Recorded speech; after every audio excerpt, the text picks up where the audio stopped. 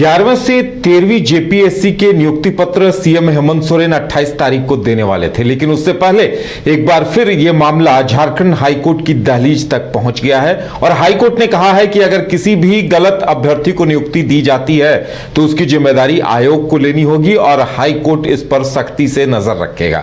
ज्यादा जानकारी के लिए नीरज है हमारे साथ। नीरज, देखिए, यह बहुत बड़ी बात है कि अभ्यर्थी इंतजार कर रहे हैं नियुक्ति पत्र का। अब नियुक्ति पत्र मिलना था, सारी तैयारियां हो चुकी हैं और इस तरह का निर्देश हाईकोर्ट की तरफ से आया है। क्या कुछ कहा गया है, क्या है पूरा मामला? ये देखिए, बहुत सारा मामला जो है वो 11वीं से 13वीं जेपीएससी मामले में जो है तो वो झारखंड हाईकोर्ट पहुंचा हुआ है और आज भी एक याचिका पर सुनवाई हुई जस्टिस आनंदा सेन के कोर्ट में। और जो पिटिशनर थे वो रतन लाल नायक थे, उनकी ओर से एक याचिका दाखिल की गई थी और ये कहा गया था कि जो मेरिट लिस्ट निकाला गया है और उसमें जो मल्टीपल डिसेबल कैटेगरी होता है उसमें 3 लोगों को नाम जो है वो होना चाहिए, 3 लोगों का, लेकिन एक ही नाम जो है वो निकाला गया है। ऐसे में उस पर सुनवाई हुई और इससे पहले भी जो है बातों को बताया गया था।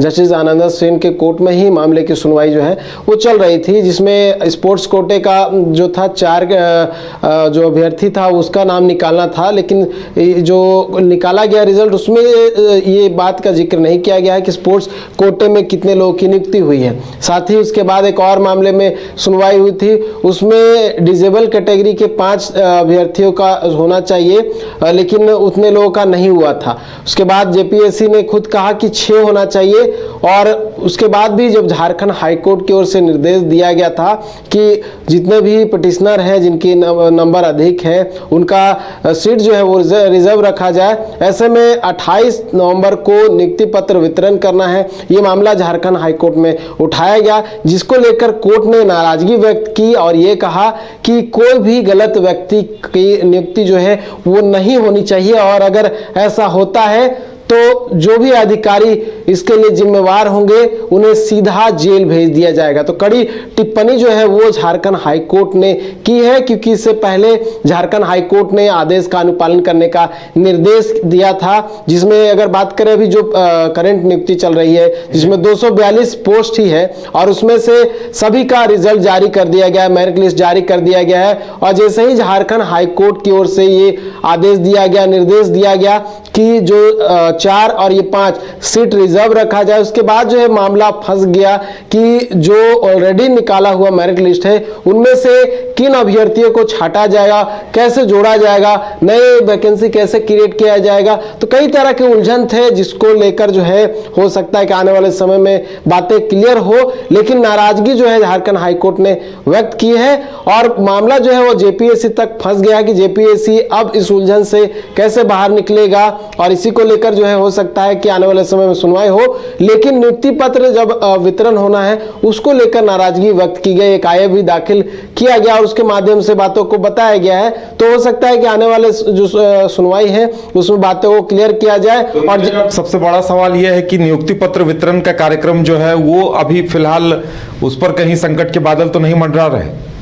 देखिए, क्योंकि उस दिन जो है कई अभ्यर्थियों को नियुक्ति पत्र मिलना है, चाहे वो सिविल सर्विसेज के हो, चाहे सहायक आचार्य हो या फिर अन्य कैटेगरी के हो। लेकिन जेपीएससी मामले में हो सकता है कि इसको लेकर कोई जो जितने भी उलझने हैं उसको सुलझाने का जो प्रयास है वो आयोग करे, क्योंकि सीएम खुद उस कार्यक्रम में मौजूद रहेंगे और सीएम की मौजूदगी में ही नियुक्ति पत्र वितरण करना है। और संभवतः ये कहा जा रहा है कि मुख्यमंत्री हेमंत सोरेन को इस बात की जानकारी नहीं है। अगर जानकारी होगा तो कुछ और भी जो अपडेट्स है वो सामने आ सकते हैं, लेकिन एक बड़ा अपडेट यही है कि इसके बाद जो है अब जेपीएससी को क्लियर करना होगा कि जेपीएससी क्या करना चाहता है। लेकिन उलझन ये भी है कि 9 से 10 अभ्यर्थियों को, या फिर कहा जा रहा है कि 12 अभ्यर्थी कुल मिलाकर हो जाएंगे जिन्हें हटाया जा सकता है। अगर हटाएंगे तो फिर जो हटाए हुए अभ्यर्थी वो भी हाईकोर्ट पहुंच सकते हैं। तो कई तरह की बातें हैं जिसको लेकर जो उलझन है वो बढ़ गई है। साथ ही ये भी कहा जा रहा है कि जो सबसे लोएस्ट ये बताइए कटअप जो है जिन अभ्यर्थियों का सिलेक्शन हुआ है उसका कटअप जारी करना करने के लिए बताया गया है। और जो अभी जितने भी पिटिशनर है उनका कट ऑफ जो है वो देखा जाएगा, और अगर वो कट ऑफ से नीचे रहेंगे तो उन्हें हटाया जा सकता है। तो कई तरह की बातें हैं जो लगातार अभ्यर्थियों की तरफ से मांग की जा रही थी, कई छात्र नेता, कई छात्र संगठन भी ये मांग कर रहे थे, तो लगता है वो हाईकोर्ट के निर्देश पर जेपीएससी को करना पड़ेगा।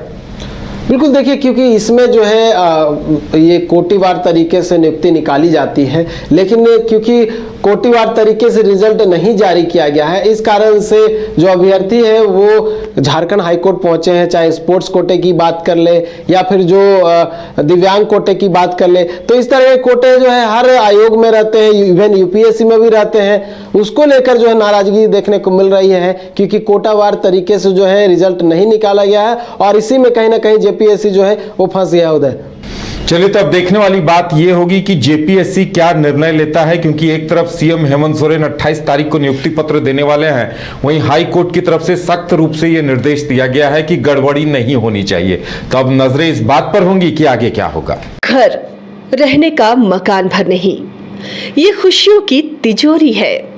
दरवाजे पर दस्तक देता पड़ोस, खिड़कियों से उमड़ आता आसमां, तारों में उलझी ऐसी ना जाने कितनी दास्तां।